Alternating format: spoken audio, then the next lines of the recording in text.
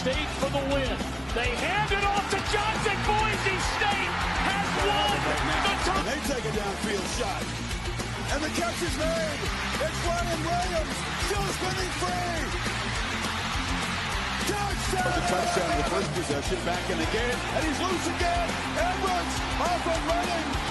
Welcome back, Donovan Edwards. He's going to the corner. He's got it.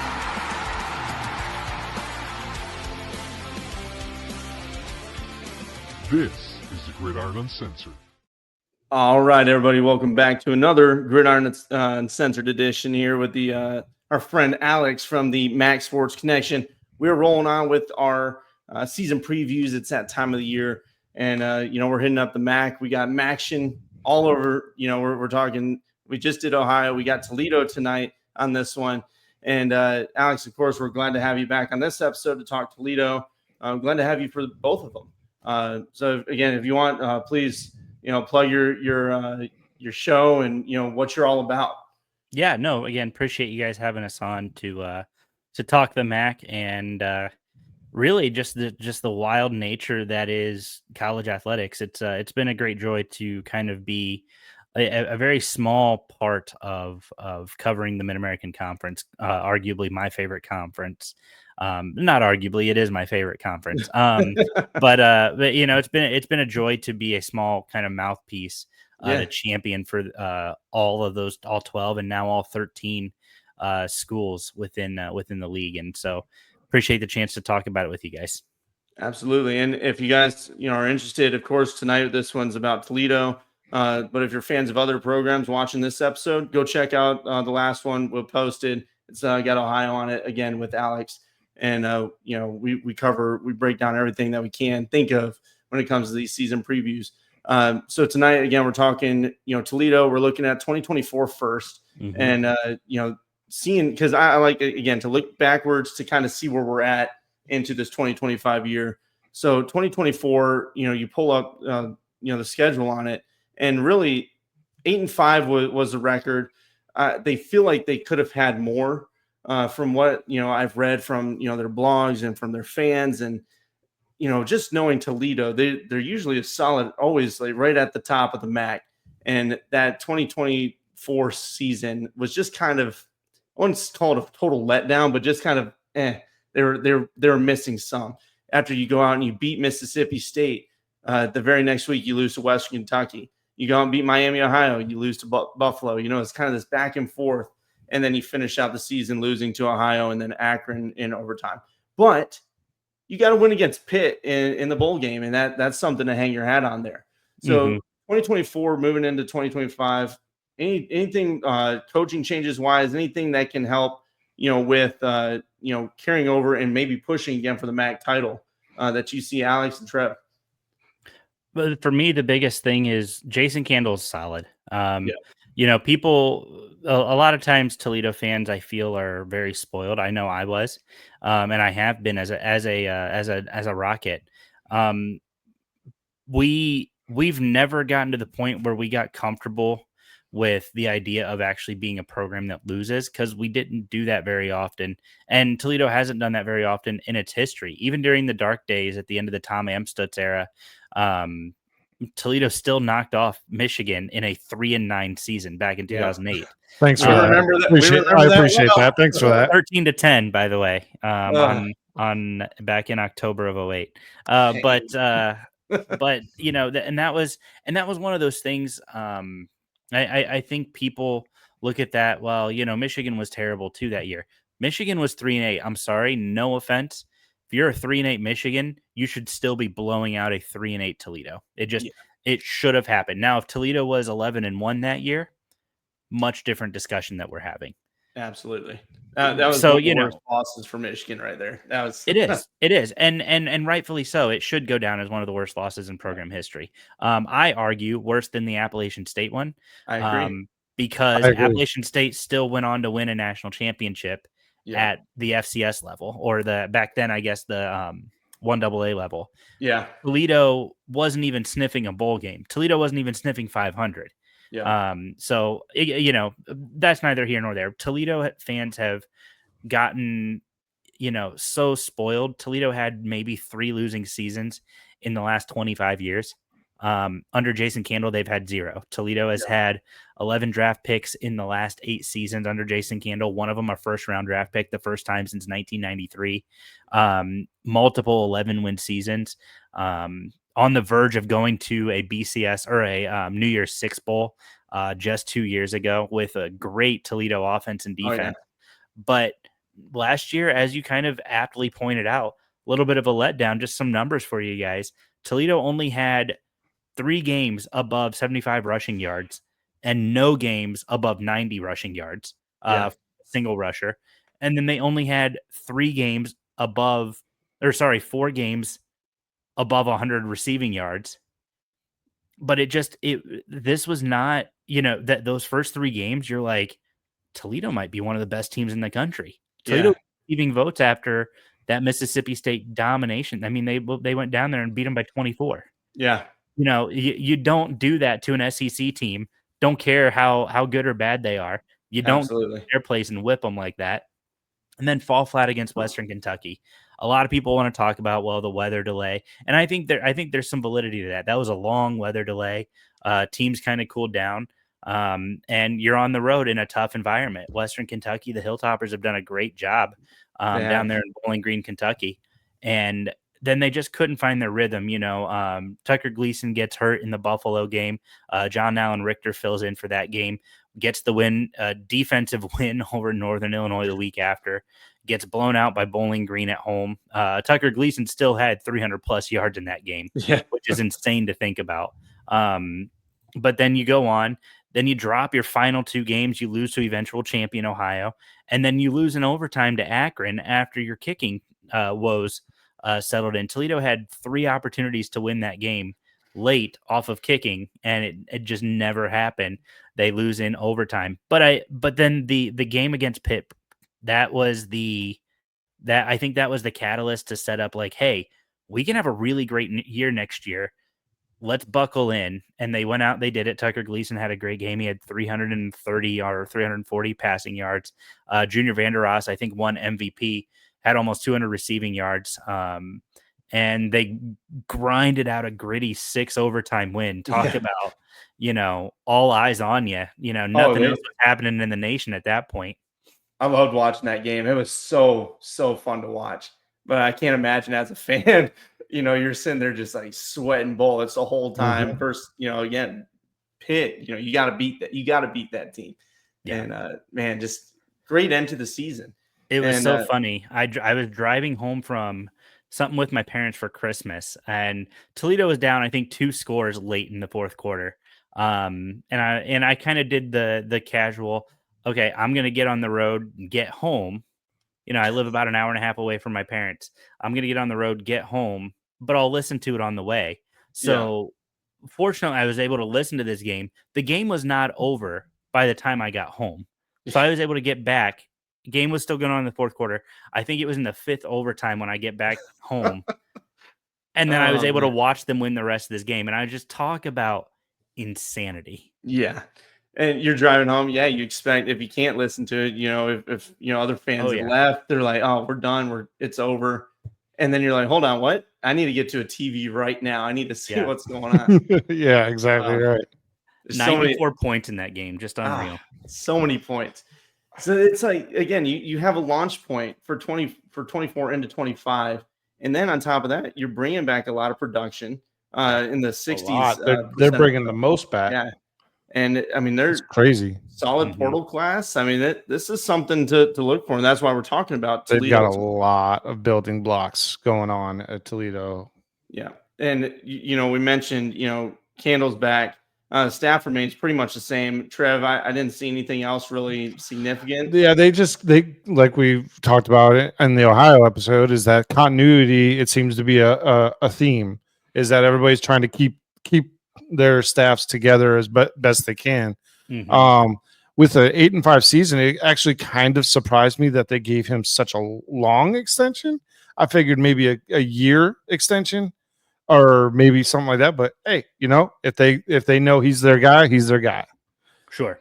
And I think what people need to understand with Jason Candle is this is a guy who he knows he wants to be a head coach. Former Mount Union product. He knows Nick Sirianni out in Philadelphia, the Eagles.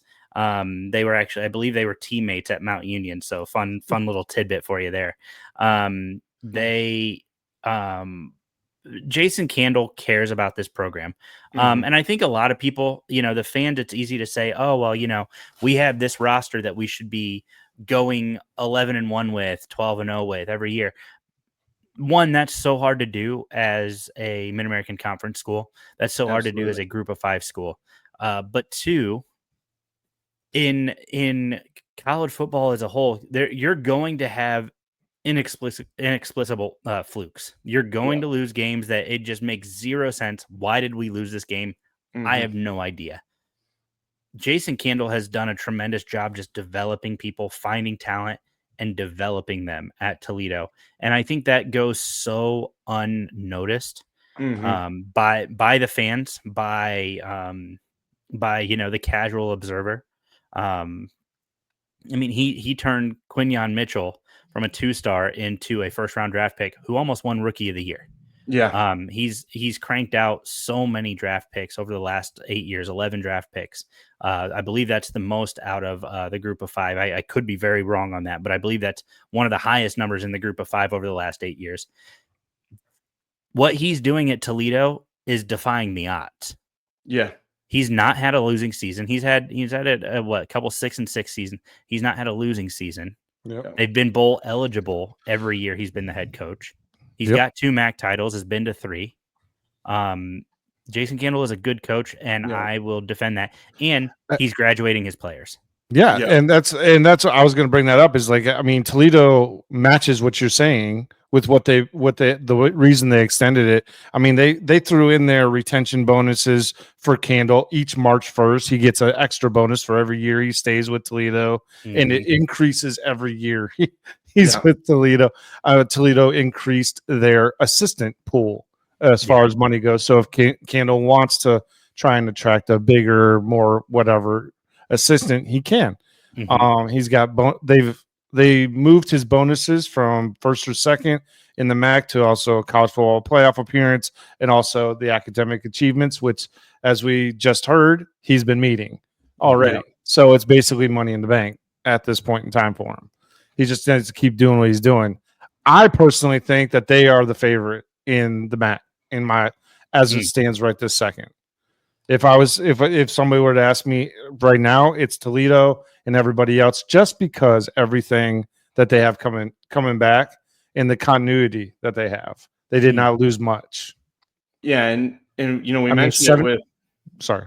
No, go ahead. 17. I was just going to say 75%. When you return 75% of your offensive production, I feel like you're sitting pretty. I think I don't disagree with you, but when that offense was barely averaging 28 points a game, I get it. Only get 14 against 4-8 Akron. That's fair. It's hard to get excited about that, but there's plenty of things to be excited about. The biggest glaring issue was the offensive line, and the running back room. As much as I love guys like Jacquez Stewart, as much as I love Connor Wallensack, this was not a good rushing offense, which hurt the passing offense. The passing offense, which usually is in the top 25, sat 40th in the country a year ago. The rushing offense was one of the worst in Toledo history, 106th in the country. And that hurts. And you can see in the transfer portal on how they made that a point. Yeah. The offensive line was a point of emphasis, I feel like, in the transfer portal. Yeah, and we'll talk portal because we mentioned there's 18 coming in, 17 are leaving. There's some good gets I thought out there. Rivera out on the offensive line, Trainum, obviously the big one that everybody's talking about. Chip Trainum, coming in. He was originally Ohio State, went to Kentucky, and now he's at Toledo. Other guys like Rudolph out at wide receiver, more on the offensive line. There's guys out there that they went to plug in, and really the losses, we mentioned it for Ohio, weren't really. I guess the ins outweighed the outs. I feel like it's the same here for Toledo. They really did a good job at retaining their roster. From everything that I'm seeing again on their blogs and websites, trying to do research, it just seems like this team has the pieces to really try and take that to the next level. But like you said, the production, the running production was horrible. Can Trainum really elevate that, that part of the game? Because if you can't run, I mean, I'm sorry, I don't care who you are, you're not going to have a very successful season. You can try. I mean, we've seen it with Colorado trying to pass it all over the place, but they can't run. They lose, how many games? So it's one of those things. Toledo's got to get into that running game again, and I think they can with Trainum. It helps big time. Well, by my numbers, I have Toledo brought in 4 or 5 offensive linemen from the transfer portal. Four that I would say can be impact right now. The fifth, yes. Maybe. Maybe. And I think for me, the ones that you gotta highlight are Terrence Moore from Pittsburgh, Jonathan Harder from Cincinnati. I think those are going to be 2 of your big ones. You got Christian Medlock coming over from Northern Illinois. I think that's a fine in-conference transfer. I don't think that he's not going to be impactful. I think that he's going to have an impact that hurts. That hurts Northern Illinois' offensive line. And as a Rocket, anytime you can hurt Northern Illinois, you take it. And then Anthony Boswell from Purdue. Wasn't kind of this blow up like, whoa, blow your mind away at this transfer, but that's a Big Ten transfer to a MAC school. Absolutely. He's got Big Ten experience. And I think there's a lot of value in that. And speaking of Big Ten talent coming over to Toledo, I mean, their secondary got bolstered by Wisconsin happily with Braden Moore and Amar Snowden coming in. I mean, Amar Snowden, oh my good Lord, 6'4", 210 at a corner. Yes, please. I would put him as safety personally, and just let him go grab I think stuff, Wisconsin feels like they kind of owed Toledo after R.J. DeLacy went to Wisconsin via the transfer portal and is now in the NFL. But I think, or is now a potential NFL guy. But I think Wisconsin feels like they owed Toledo, so they're like, all right, here we'll send you back a couple of guys. Hey, let me help you out here a little bit. Two fairly solid players, though. I feel like that could definitely start this season. Well, Snowden and Moore were both 4-stars out of high school. So. Yes, they were. Yes, they were. Yeah, I mean, there's potential all over this roster and this incoming portal class, to help out offensively. Again, it's the O-line, right? Everything revolves around that. And, the starters are coming back. But, again, it's, how much can they improve, or do these portal guys come in and really take their jobs? And that's what you're looking for, who – you at least get competition, you get depth, you got iron sharpens iron type thing going on. And that's where I see a lot of, people talking about, in the forums and, what I've been, trying to do research is they think this offensive line, this running game is going to take a next step. And I guess it remains to be seen, but, we'll see what happens. Trainum helps a lot. Who's going to step up on that O-line? Out wide, what are you seeing out there? Like, obviously, you got a big returning piece, as a wide receiver coming back. What else are you seeing out, in the weapons? I think Zamarian Lang, this is his breakout year. He's a sophomore. This is the year that he takes over. Julian Allen, obviously an opportunity for him to step up, do some really nice things. But I think if I'm keying in on somebody, you got Junior Vandeross, of course, is going to do excellent. I would be remiss if I didn't mention him. But I think you've got to look at Zamarian Lang. This is a big year for him. He's a big, physical wide receiver, massive frame, and he's growing and he's ready to pop off like a cork. Awesome. And we didn't talk about him yet, really, but Gleason at quarterback, just really impressive season. And you look at the stats and the numbers: 24 touchdowns, 8 interceptions, almost going on almost 3,000 passing yards, 2,700, 2,800 really. So I mean, just a great season for him, and he returns again. That's part of that continuity, keeping your roster together. They know what they're looking for here. They want that MAC championship. They're trying to make a push for it. And what's kind of crazy? Offense. What's kind of crazy with Toledo is last year, they had the most passing yards in the MAC. more than anybody. They had the most passing touchdowns in the MAC, and the most yards per game in the MAC, Yeah. and they still finished with 8 wins on the year. But I think that's more of a testament of look at what the offensive line did not allow the running game to do. Yeah. I For think sure. again, this is a massive. You get the running game going. Gleason starts pushing Logan Woodside for regular season, 45 plus touchdowns. I really believe that. Yeah, if that running game takes hold, I mean, the MAC better watch out. Yeah, that's the way I feel on it. Is if that one piece can form, this team is nasty. It's going to be dangerous. Mm-hmm. And really, you mentioned Van Ross outside. That's your prime target. You already have that connection, from last season. You let these other guys step in and take off some of the weight from him. Yep. There's so much potential, and I think that's why people love this Toledo team and what they can do. But again, can that offensive line push it? Defensively, we're looking at good talent returning again. There's pluses up. Trevor mentioned it from the portal. Some guys from Wisconsin coming down. Defensive line, you lost Alexander, but from what I've been reading, they're pretty confident in Martez Pointer coming in. He had 3.5 sacks last year. Somebody that they're hoping he can push it again, take another step. Mm-hmm. What are you guys seeing on defense? Can they take that? Can they push it? Defense. This is your opportunity to not rebuild, but reload.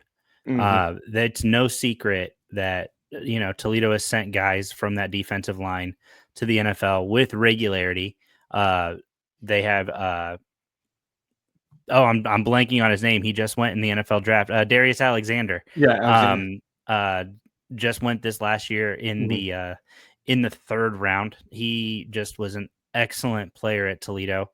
Had a lot of things go right for him, and he was such a competitor.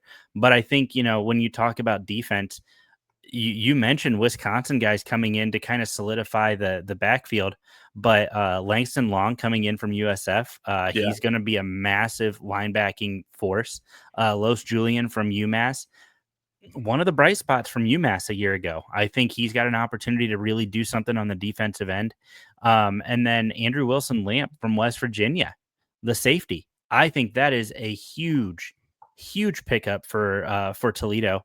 He played at ECU as well, and I think there's an opportunity for him to kind of have not a breakout year, but just a really solid, hey, I'm draftable year. And that's what Toledo's really good at, getting guys to the NFL, especially from the defensive side. Absolutely. Yeah, and I don't think I want to be remiss, but I think anytime you can get a transfer out of a big Power 4 school to bolster your lineup, it's better, because I'd say even a second or third string Big Ten or SEC player has different experiences than a MAC first stringer or second stringer. So I think you bring in a different competition level when you bring in the Power 4 guys into a MAC school, like an Avery Dunn, for example, who's transferring out of Michigan State as an edge rusher, 6'4", 254. I mean, it's possible that he could be a bolster or even a sub piece to the defensive line, maybe rush packages or maybe a run stop. It all depends on how they want to use them, but 254 lends to the pass rush. I would imagine. One guy I feel like we didn't mention on the offensive side for the transfer portal. We talked about Chip Trainum and how great he was at Ohio State with that game-winning touchdown over Notre Dame a couple years ago. We didn't talk about Trayvon Rudolph coming in from Northern Illinois. No, we did not. We did not. Yep. When you talk about an in-conference transfer to a rival, that burns you a little bit. Northern Illinois fans were heated online when he transferred over, and so it's been really funny to kind of follow him a little bit on Twitter, because he just keeps kind of chirping at Northern Illinois fans, saying, he said something the other day to the effect of, I'm gone and they still talk about me, kind of thing. Like it's I love it. I love it. If Northern Illinois fans hated to see him go, would have wished he went anywhere else. Like, Yeah. go to Ohio State, go to a Power Four, go out west to San Diego State. No, you went to Toledo. You Yeah. chose Toledo, and that it just burning them up. But I think to that point, you've got a lot of really impactful guys who could do some really good stuff. And I'm really excited to see what happens. I'm really excited for this backfield on the defensive side. If you got Braden Moore and Amir Snowden just locking it down, that's going to be a tough defense to kind of throw the ball over. Yeah, defensively, I like you mentioned linebacker plugging in Langston Long coming up from USF. We've already done a preview on them and mentioned him as somebody that hurts to lose. Yeah. But they've got pieces all over this defense to really lock this team down, and it all just goes back to me, the offensive line. If it'll take this team to the next level. Jensen, let's look at the 2025 schedule because you mentioned Northern Illinois. Well, they just happen to be on that 2025 schedule. Yes, and they're talking that there's fuel to the fire. That's going to be something. I circle it, man. Circle that game. But you look at it, Trevor brought it up, and Kentucky first, and then you go Western Kentucky. So it's that's a tough start there. SEC team on the road, and then you play Western Kentucky, which you mentioned. They're a team that's been doing a lot of really nice things. Somebody I don't think you can take lightly. But then, you go Morgan State and then, Western Michigan, Akron. I think there's a solid potential there. You get a 4-1 start, you're off and flying. But maybe they even beat Kentucky. What do you guys say? It all, again, depends on that offensive line. Well, at the beginning of the season definitely is kind of a rough start at Kentucky, but I think Kentucky's beatable. Honestly, I really do. If they have their stuff put together, Toledo, going into that game, I don't think Kentucky has their shit together, honestly. I think it's just a hot mess there because they thought their coach might be leaving, then he's not, and then he might be again, and then he's not again. There's a lot of back and forth. There's a lot of back and forth at Kentucky, and then Western Kentucky is one of these teams where I feel like you just never know. Mm-hmm. You just truly never know on what they're going to put on the field. But a game that I'm circling personally is this at Washington State game, because that will be a real true test to see how good Toledo is when they have to travel great distances. Because I mean, at Kentucky, that's not that big of a travel. That's a road trip. Washington State is leaving a couple days early to make sure that these guys don't have jet lag or anything like that, and are able to do a proper day of stretching and whatever they need to do to kind of get themselves right for the game. Yeah. So it is a true test of how well they'll travel, and if they beat them, I am confident in their abilities.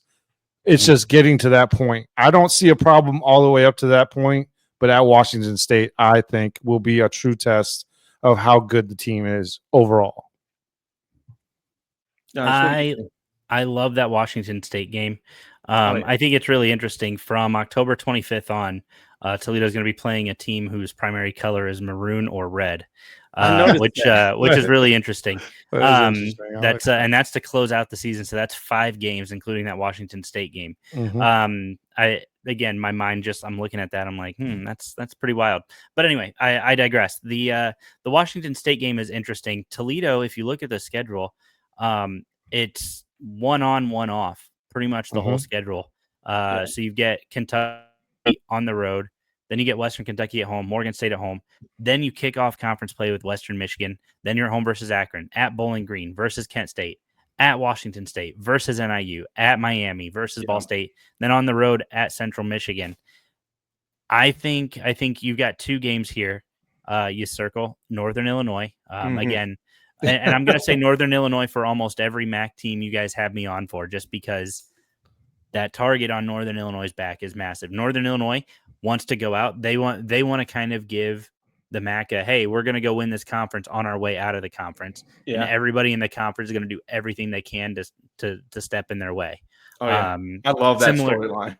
Similar to, fun fact, Division III John Carroll leaving the Ohio Athletic Conference now that we've concluded the 2024-25 season. Mount Union beat them in the regular season. Then they beat them in the playoffs, but then tweeted out after the win, "This one's for the OAC," Man. which I thought was like just brilliantly savage. Yes. But I digress. For No, me, man. it's the Bowling Green game. So interesting thing. Bowling Green fans like to talk about how the Glass Bowl is now Deutsch Perry North. Bowling Green hasn't won a game against Toledo at Deutsch Perry since 2019. Toledo's won a home game more recently than Bowling Green's won a home game in this rivalry. Man, let them have it. So that's going to be an interesting one, and that's a Saturday tilt. Should be a great day there down in Bowling Green. The Western Kentucky game is a big one, but I'd say Washington State, but is probably a good one. Toledo's very fortunate they get Kent State as a tune-up for that Washington State game. Poor Kent State. but Northern Illinois. You talk about Washington State and worrying about that travel. You now get Toledo coming back home against Northern Illinois on a midweek game. So you get about a week and a half to recover. But you get them on a midweek game after a big road trip, now 10 days off, 9 days off, whatever. That one to me feels like it's an important one to circle. Oh, absolutely. That midweek 1000%. action going on, man. That's primetime stuff, and you better be ready to go. Like you said, luckily there is a bye week, but like you said, about a week and a half, you'll probably get, to recuperate and really prep. Yeah. But then after that, you got Miami, Ohio. So it's like you better be ready for two At straight. Miami. I feel like with any of these schedules, you look at the most important game, and then you take that game, and then you look at the one that they have right after that. It's either you always have that trap possibility coming right after that high intensity game.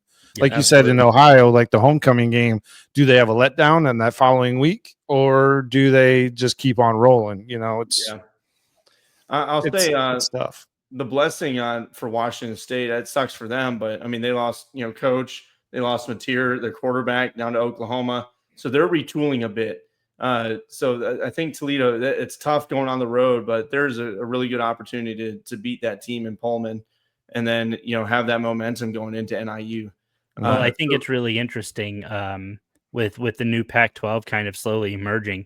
Be great win for Toledo over a now former Power 4 program. Absolutely. As they're trying to rebuild this conference, you could kind of hurt a little bit of that credibility on how good they actually are. Absolutely. And a lot of people, depending on who you ask, still consider Washington State a Power 4 team. Oh, absolutely. By all stretches, by all means. Yeah. It's an interesting thing that's happened to them in Oregon State too, but that's a game to watch, man. Overall, I didn't see it over under again. I don't know what's going on with the sports books or what, but I've looked for every dang group of 5 team. I swear I found one for like Tulane, and there was one other I can't remember, but over under. What would you guys set it at? Because looking at it, I feel like I don't know. What do you guys think?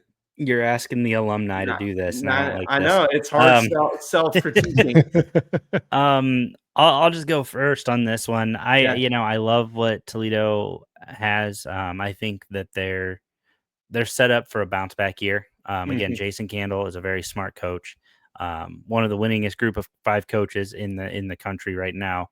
And I think he's actually just 1 win away from holding Toledo's all-time win record as a coach. So a lot of things going in that favor. I would not be surprised if Toledo hit 10 wins. And I know that feels a little high, and I recognize that. But I think there's 3 losses. There's up to 5 losses on this schedule, but I think there's as little as 2 losses on this schedule. So I'm going to say 9-10 wins is a comfortable range for me. I'm right there with you personally.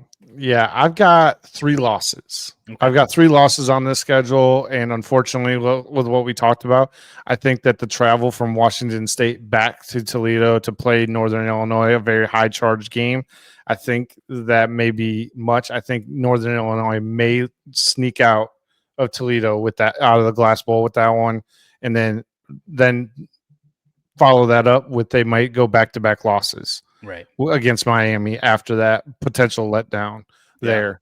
Those 2 losses, and I think they will probably lose to Kentucky, but I'm not positive on that. Yeah, I'm hopeful that they don't. I really don't, because I don't like Kentucky at all. There's never been a part of me that likes that school. Sure. If they get that win first week, oh, dude, that'd be so beautiful. It would. Man, that would make them back-to-back years with wins over the SEC. I love it. I would love that. Yeah, I'd say probably in that 9-10 range as well. I'm rooting for only 2 losses. I'm rooting for just like 2 losses and then walk away and walk into the championship. Sure. Yeah, I think they're going to be able to push it. It just depends on, again, that offensive line. I keep saying it, I know, but that it just matters so much. You have to be able to run the football, and you won't know until the fire hits. That you're kicking off, you're on the ground, and however you do against Kentucky, that'll prove a lot. And you at least get trial by fire. You can maybe change up some pieces if things didn't work out exactly well if you need to. But if you like what you got, hey, you run it right into group of 5 play and MAC play. So we shall see. But thank you again, Alex. We appreciate your time, and it's been great having you on the show. It means a lot to us, truly. Guys, please follow Alex in the Mac Sports Connection on Twitter, and then what else? Where else can they find you, man? Yeah. Again, thank you guys for having me on, having me represent our show and our brand. You guys do a great job with everything you do, and it's an honor to join you guys. So thank you. Thank you. But no, people can find us on Twitter, Instagram, Facebook if you're above 45, and TikTok. I don't post a lot on TikTok, but occasionally I'll throw some stuff up there, trying to be young and hip like the kids here. And but then you can also follow the podcast on YouTube, Spotify, Apple, Google, StreamYard, Amazon, or not StreamYard, Spreaker, Amazon Music, and then the Varsity Podcast Network from Lairfield. Awesome. Again, Trev, anything to round her out? No. We'll try and get you on for some reactions if some big wins happen in the MAC on our live shows during the season. Yeah, please do. Just let me know. Anytime you guys need anything, I'm happy to help. Yeah, we'd love to have you on again. Thank you again so much. You guys take care. We'll see you around. Take care.